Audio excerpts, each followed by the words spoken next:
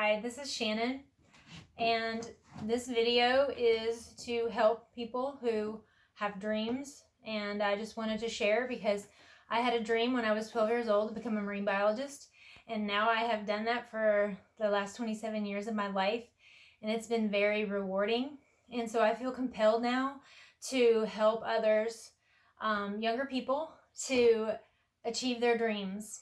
And this is one of my first videos, and I'm going to be doing some more. So if you have any specific questions about how to become a marine biologist, I would be happy to address those in other videos. Just please leave your questions in the comments below.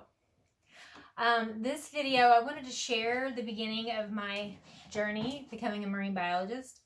I grew up in this tiny town in Texas. It was like hundreds and hundreds of miles away from any ocean. I went to the town that I grew up in. There was a lot of poverty, and my family did okay, but we didn't have, there wasn't a lot of money for the schools. And so the middle school that I went to was very old and dark, and it was just very depressing. It had walls that had cracks in them. It was just like the most dismal place you could possibly imagine. Also, just down the road was this rendering plant.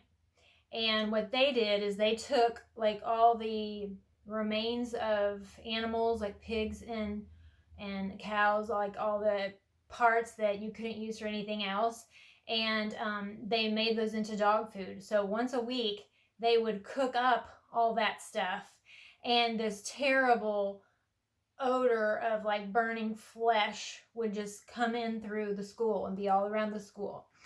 And it was just really unpleasant. And the worst place at the school was the gym. And the gym was probably built in the 1930s. There were very few windows. There were windows at the very top, like near the ceiling. The wooden floor was all warped from water getting in there. You couldn't even play basketball or anything. And the gym teacher had pretty much just gave up on teaching us anything. So we were all these teenagers just sitting around in the gym with no structure. And so you can imagine what that was like. So I didn't have a lot of friends at that time. But I did know this one girl from my church, and so we kind of sat in the corner and pretended we were invisible most of the time, and would try to read our books and escape the situation that way, and try to remain invisible because the bullies and the popular kids would come over and give us a hard time, and they didn't like us, and we didn't feel like doing whatever you needed to do to be popular, so they didn't like that. They didn't have the power over us. So we were the outcasts. We were the nerds. And so one day we were sitting there. It was so dark and very dismal. And me and her, we just started talking about like what we wanted to do with our life. And she had a dream of becoming an astronaut. And I wanted to become a marine biologist. So from then on, every time we would go to the gym class, we would talk about what it would be like, our dream, how would we get there, what were we going to do, how much better it would be than middle school. And we would visualize it. I would visualize it in other times too, like on the bus, on the way home from school. I probably daydreaming during some of my classes too, to be honest with you.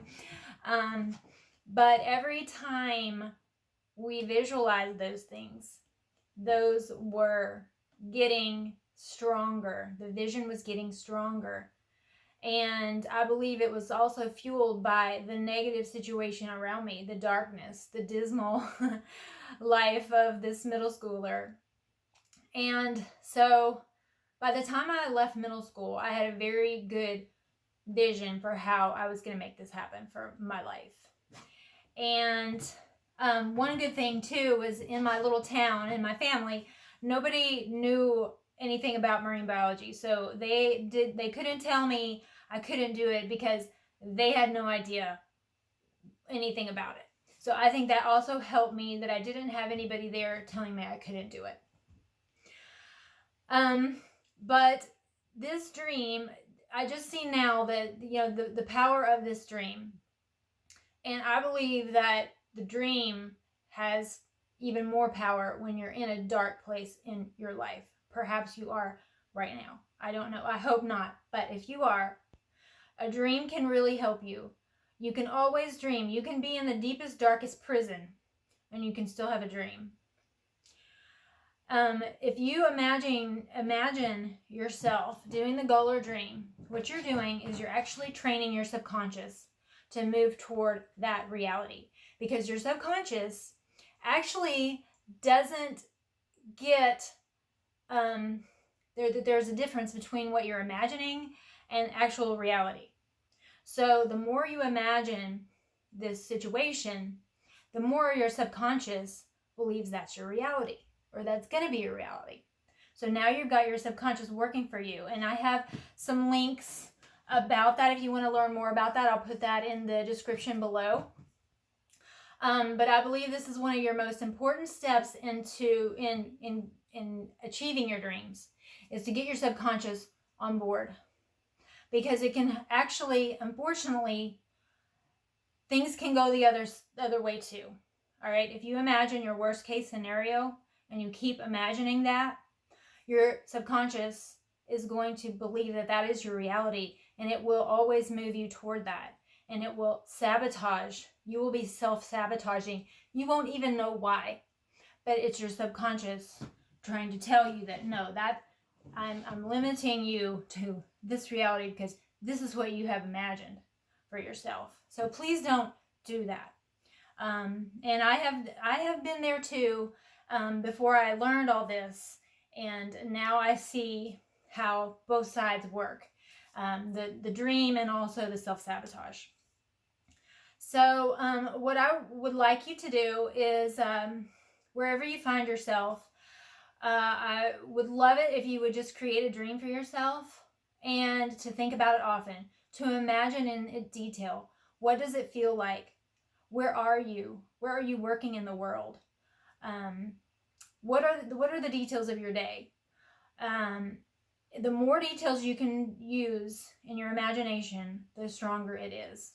And the more often you can think of those things.